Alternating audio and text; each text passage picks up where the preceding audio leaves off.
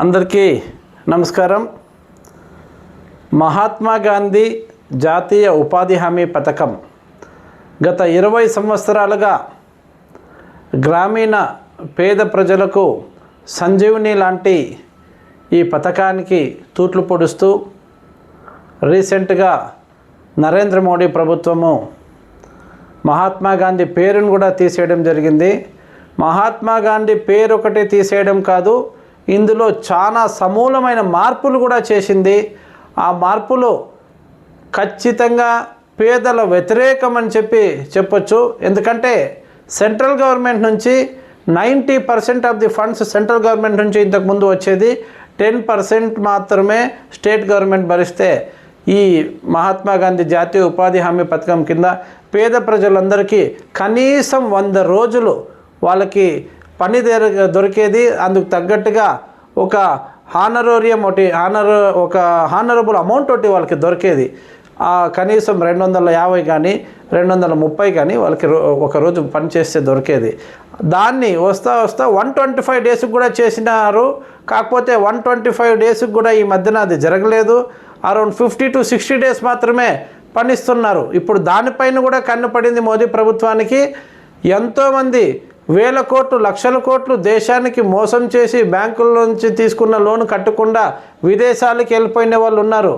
వాళ్ళు చేసే లాస్ ఏమీ లాస్ లాగా కనిపించదు, కానీ పేదవాళ్ళకి 10 రూపాయలు ఖర్చు పెట్టాలంటే దానికి ఎట్లా కట్ చేయాలా అనే విషయాన్ని నరేంద్ర మోడీ గారి ప్రభుత్వం ఆలోచించడం చాలా హేయమైన చర్య అని నేను ఈరోజు మీ అందరికీ చెప్తున్నాను. మహాత్మా గాంధీ జాతీయ ఉపాధి హామీ పథకం వచ్చిన తర్వాతనే పేద ప్రజల్లో పల్లెల్లో పేదవారికి కూడా వాల్యూ పెరిగింది. వాళ్ళకి గిట్టుబాటు అయ్యేంత కూలీ దొరికేది స్టార్ట్ అయినది.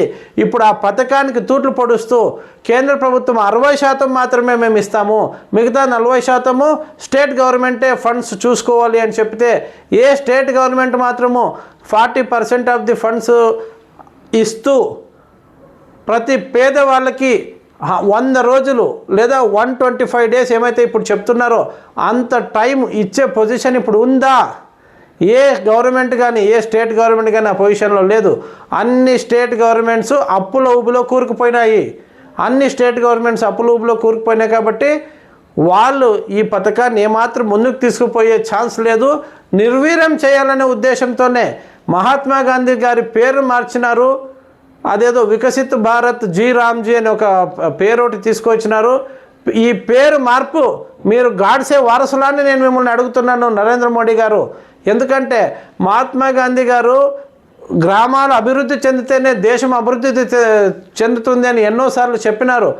దాని ప్రకారమే అనంతపురంలోనే స్టార్ట్ చేసినారు. అనంతపురం జిల్లాలోని బండ్లపల్లిలోనే ఈ పథకాన్ని గత 20 సంవత్సరాల కిందట వైఎస్ రాజశేఖర రెడ్డి గారు ముఖ్యమంత్రిగా ఉన్నప్పుడు UPA 1లోనే ఈ ప్రోగ్రామ్ని స్టార్ట్ చేసి ఈ ప్రోగ్రాం ప్రతి ఒక్క పేదవాళ్ళ కడుపు నింపింది. ప్రతి ఒక్క పేదవాడు సగర్వంగా పల్లెల్లో తలెత్తుకొని తిరిగే రకంగా వాళ్ళకి ఇక్కడ పని వచ్చింది, వారు కష్టపడి సంపాదించుకునే అవకాశం దొరికింది. దాన్ని ఇప్పుడు మీరు ఎందుకు లాక్కుంటున్నారు? పేదవాడి దగ్గర ఉండే కూడి మీరు ఎందుకు లాక్కోవాలనుకుంటున్నారో నేను ఈ ప్రభుత్వాన్ని ప్రశ్నిస్తున్నాను. 575 రోజులైంది మనం ఇక్కడ మళ్ళీ ఈ ప్రభుత్వానికి అవకాశం ఇచ్చి 575 రోజులైంది. ఇక్కడ ఆంధ్రప్రదేశ్ రాష్ట్రంలో కానీ పైన ఇండియాలో నరేంద్ర మోడీ ప్రభుత్వానికి కానీ ఏం జరుగుతుందని ఆలోచించండి. పేద ప్రజలు కనుక ఉద్యమించకపోతే మీకు ఖచ్చితంగా మీరందరూ పార్టీలకు అతీతంగా, కుల మతాలకు అతీతంగా, ప్రాంతాలకు అతీతంగా ఎవరైతే ఉపాధి హామీ వర్కర్స్ ఉన్నారో, ఉపాధి హామీ కూలీలు ఎవరైతే ఉన్నారో, ఉపాధి హామీ లబ్ధిదారులందరూ ఏకమై పోరాడాల్సిన అవసరం ఎంతన్నా ఆసన్నమైంది. ఉద్యమించాల్సిన అవసరం ఉంది అనే విషయాన్ని గుర్తెరగాలని చెప్పి నేను ప్రతి ఒక్క ఉపాధి హామీ లబ్ధిదారునికి చెప్తున్నాను. పార్టీలకు అతీతంగా చెప్తున్నాను. ఎందుకంటే అనుకోవచ్చు ఇప్పుడు మన ప్రభుత్వం ఉంది మనకేం కాదు అని. ఏ ప్రభుత్వం వచ్చినా ఎవరికి ఏం ప్రాబ్లం వచ్చినా పెద్ద వాళ్ళందరూ బాగానే ఉంటారు. పేదవాడి కడిపే కొడుతున్నారు. ఆలోచించుకోండి, పేదవాడి కడిపే కొడుతున్నారు. ఈ ప్రభుత్వానికి ఖచ్చితంగా బుద్ధి చెప్పాల్సిన సమయం ఆసన్నమైందనే విషయాన్ని మీరు తెలుసుకోవాలి. ఎందుకంటే ఉపాధి హామీ పథకం కింద మినిమం 100 to 125 డేస్ ఛాన్స్ ఉండింది. ఇప్పుడు అది కూడా కంపల్సరీ కాదు. ఇప్పుడు అది కంపల్సరీ కూడా కాకుండా చేస్తున్నారు. వచ్చే కొత్త చట్టం చాలా తూట్లు పడుస్తుంది.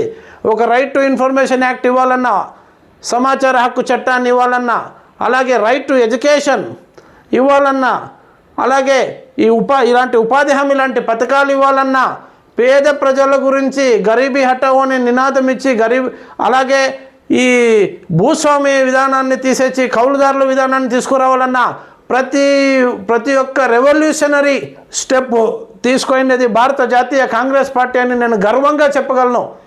కాంగ్రెస్ పార్టీ పైన లేనిపోని అభాండాలు చేస్తూ మేమే దేశాన్ని ఇప్పుడు ముందుకు తీసుకెళ్తున్నామని తప్పుడు ఊహలు, తప్పుడు కల్పనలతో సోషల్ మీడియాలోన ఊకదంపుడు ఉపన్యాసాలతో మిమ్మల్ని తప్పుదోవ పట్టిస్తున్నారు.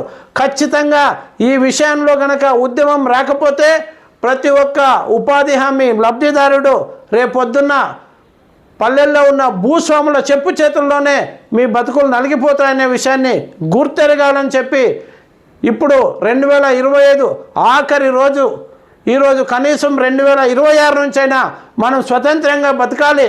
మన దేశానికి స్వతంత్రం వచ్చి ఇన్ని సంవత్సరాలైనా మనలో స్వతంత్రంగా ఆలోచించే శక్తి లేకుండా ఎవరు చేస్తున్నారు అనేది మనం తెలుసుకోవాలి. ఎవరి ప్రలోభాలకి మనం గురి కాకుండా మనం ప్రతిరోజు కనీసం సంవత్సరంలో 100 నుంచి 125 రోజులు మనకి ఉపాధి హామీ నుంచి వచ్చే 230 రూపాయలు కానీ 250 రూపాయలు కానీ దాంతో మన పొట్ట నిండుతుంది కాబట్టి, దాంతో మన సంసారం, మన కుటుంబ పోషణ జరుగుతుంది కాబట్టి మీరు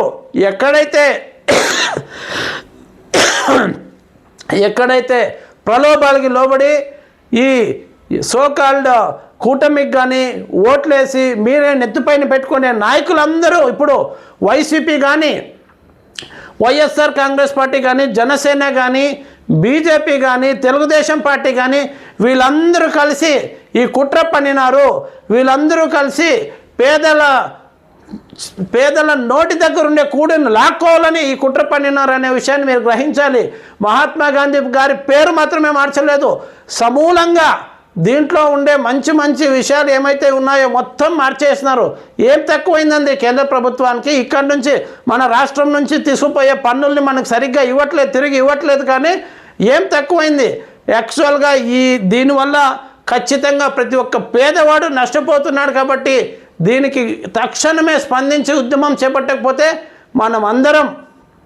మనమందరం భవిష్యత్తులో బాధపడాల్సిన అవసరం వస్తుంది. కాబట్టి ప్రతి రాయదుర్గం, ప్రతి పల్లెకి, ప్రతి ప్రజల దగ్గరికి, ప్రతి ఉపాధి హామీ లబ్ధిదారుని దగ్గరికి ఈ ప్రతాప్ రెడ్డి, ప్రజల వద్దకు ప్రతాప్ రెడ్డి వస్తున్నాడు. ఖచ్చితంగా నేను మీ ఊరికి వచ్చినప్పుడు నన్ను కలవండి, మీ సమస్యలు నాకు చెప్పండి. నేను ప్రతి రాయదుర్గం నియోజకవర్గంలో ప్రతి పల్లెకి, ప్రతి వార్డుకి, ప్రతి గడపకి నేను రావాలనుకుంటున్నాను.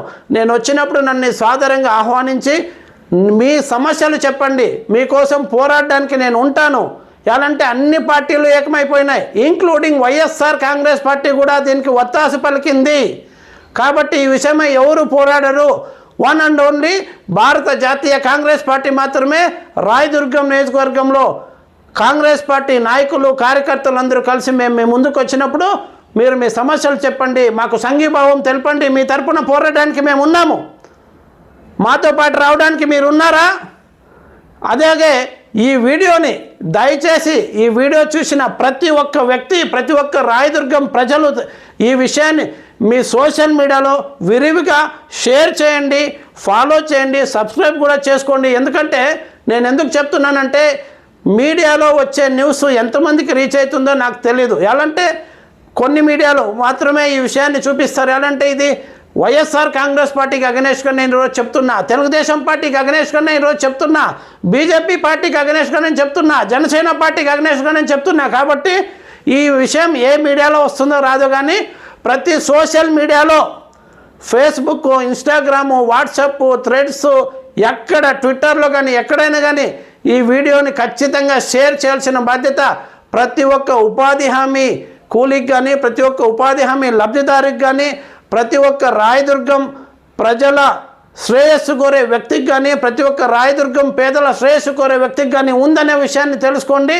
ఈ వీడియోని, ఈ న్యూస్ని ఆల్ ఓవర్ రాయదుర్గం ప్రతి పల్లెలో చేరేటట్లు చేయాల్సిన బాధ్యత మీరు తీసుకుంటారని నేను అనుకుంటూ సెలవు తీసుకుంటున్నాను. ఖచ్చితంగా ఉపాధి హామీ పథకాన్ని ఏప్రిల్ 1, 2026 నుంచి మార్చిపోతున్నారు. మన దగ్గర 90 రోజుల టైం ఉంది. ఈ 90 రోజుల్లో ఈ ఉద్యమం మహోద్యమంగా తయారైతే ఖచ్చితంగా ఇదేమైతే ఈ చట్టానికి తూట్లు పొడుస్తూ పేదలకి కష్టంగా ఉండేటట్ల ఏమైతే ఈ తీర్మానాలు చేస్తారో ఈ తీర్మానాన్ని వెనక్కి తీసుకునేంత వరకు మన పోరాటం ఆపరాదని చెప్పి నేను ప్రతి ఒక్కరిని పేరు పేరున వేడుకుంటున్నాను. Thanks to one and all.